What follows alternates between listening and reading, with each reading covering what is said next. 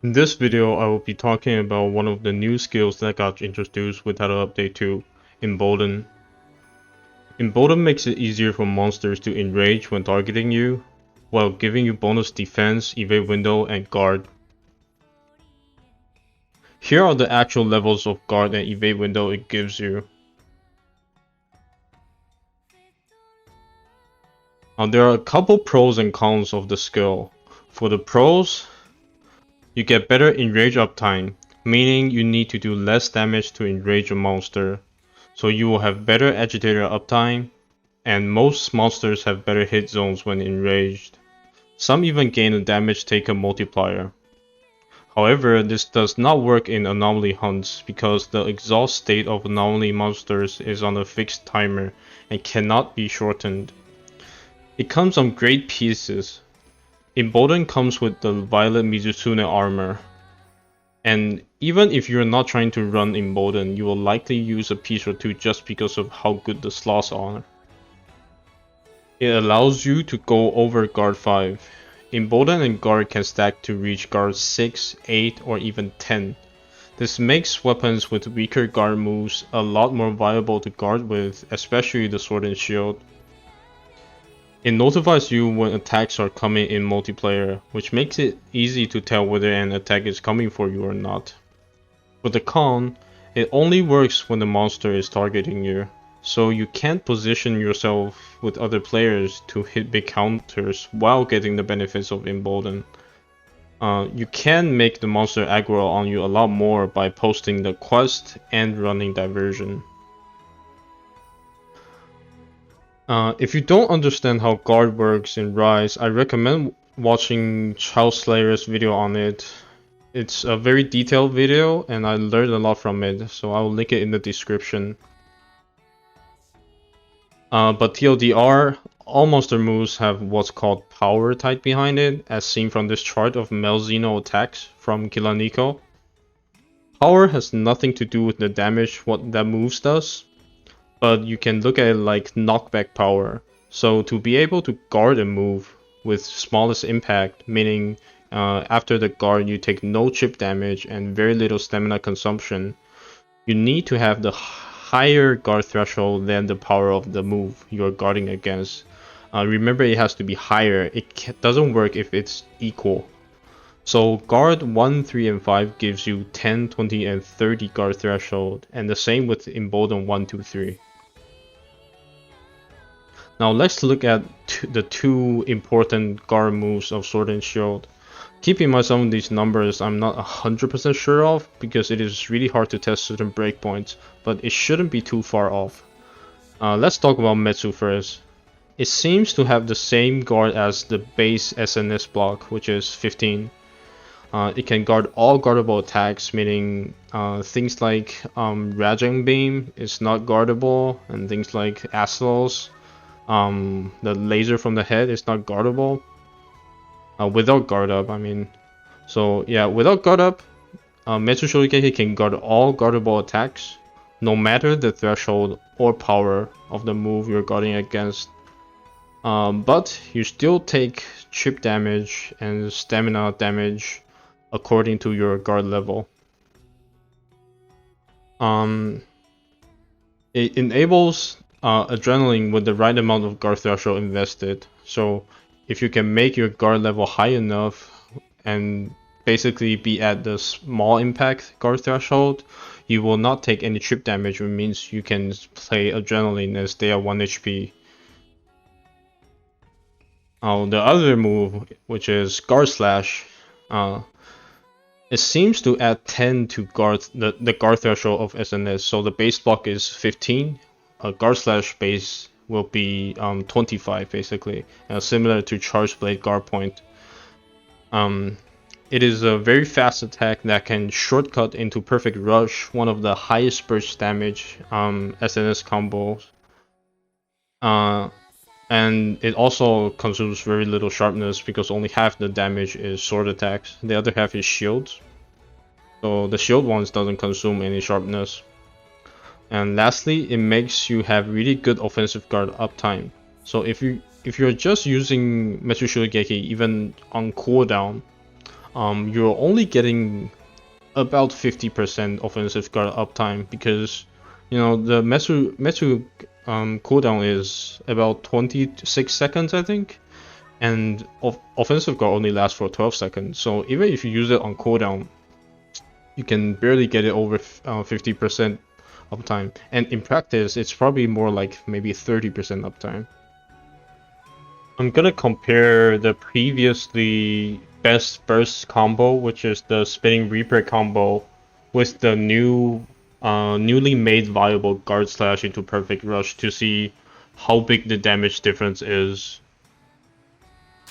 So let me just set the training dummy to track the player so it triggers Embolden, and also let's do Roars. Okay, so previously what you would do is backstep into lateral slash and then spinning reaper. Right, that does 1011 damage. Now let me do guard slash instead. Oops.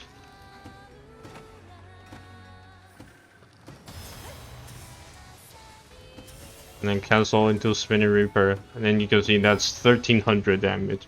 So that's about 30% more damage.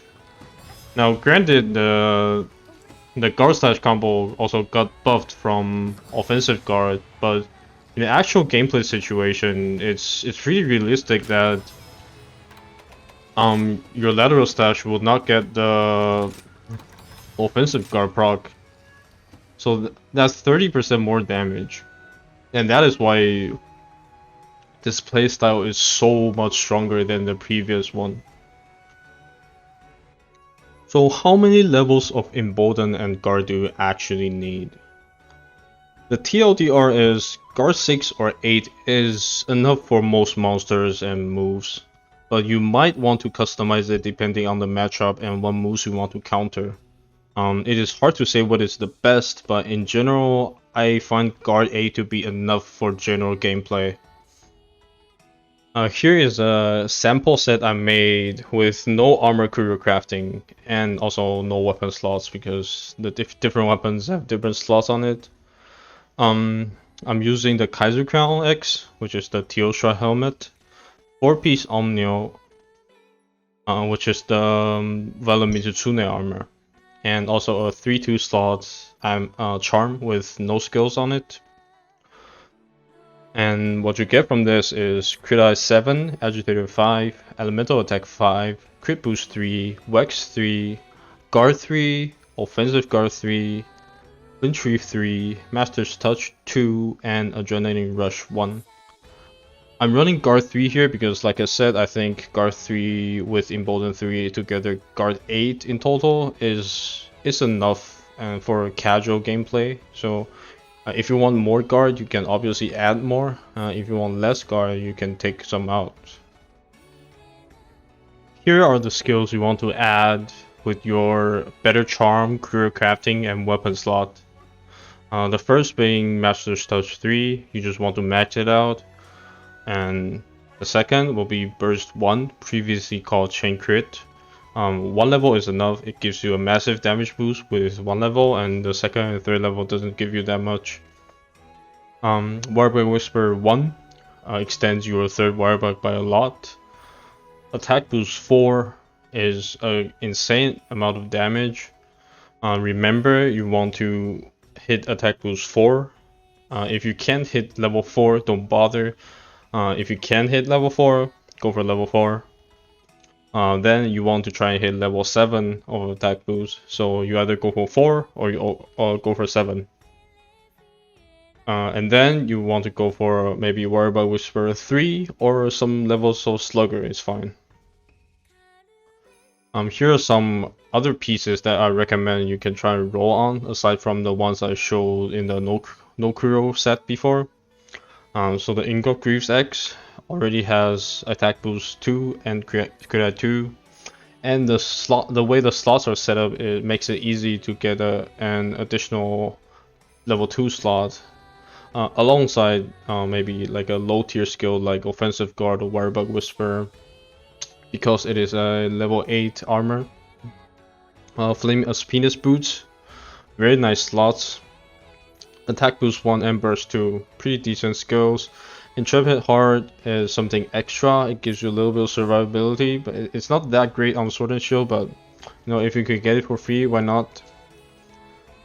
Silver Rathalos Helmet, crit boost 2, 411 slots, very good slots. This critical element is okay, but wind push 3 is useless, which means you can potentially remove it when rolling and get some even better skills out of it. So those 3 I recommend. There are other options you can go for, but it's really all RNG. So if you get something decent, I will say just keep it and then input it in this website called Monster Hunter Rise Sunbreak Armor Set Search, which allows you to input your charms and your qurio crafting armor, and then you can choose what skills you want in your set, and then it will automatically calculate what's the best set for you. For the weapons, these are the weapons I recommend for each element. They're not necessarily all the best weapons in terms of DPS, but in my opinion, they are the most comfortable to use and also the easiest to build around because of their good slots and good sharpness, and some even comes with affinity. One thing to note is the dragon weapon is absolutely busted, the Velstrak Sword and Shield. So if you're lazy, you just want to use one build to do everything, you can just use the Velstrak sword to basically use it as a raw weapon. As you can see, it has an insanely long white sharpness, super high raw attack, and really high dragon attack. So it's a crazy weapon. For the augments, you just want to go for 3 attack because Metsu Shoryugeki is all shield attacks, and Guard Slash into Perfect Rush is half shield attack. So element doesn't really matter that much in this playstyle.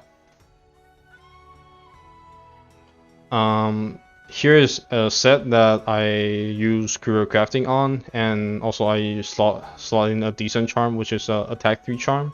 The qurio crafting is basically all just one skill on each piece basically, and one even is just 1 slot upgrade to get a level 2 slot.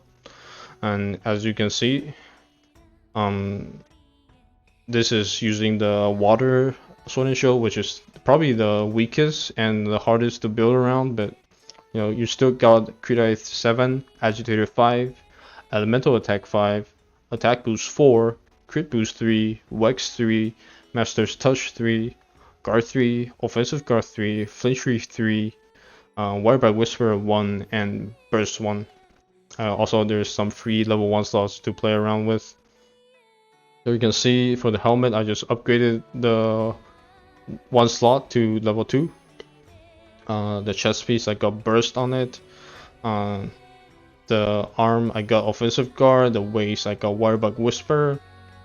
And the boots, I got guard and 1 level 1 slot, which doesn't really matter that much.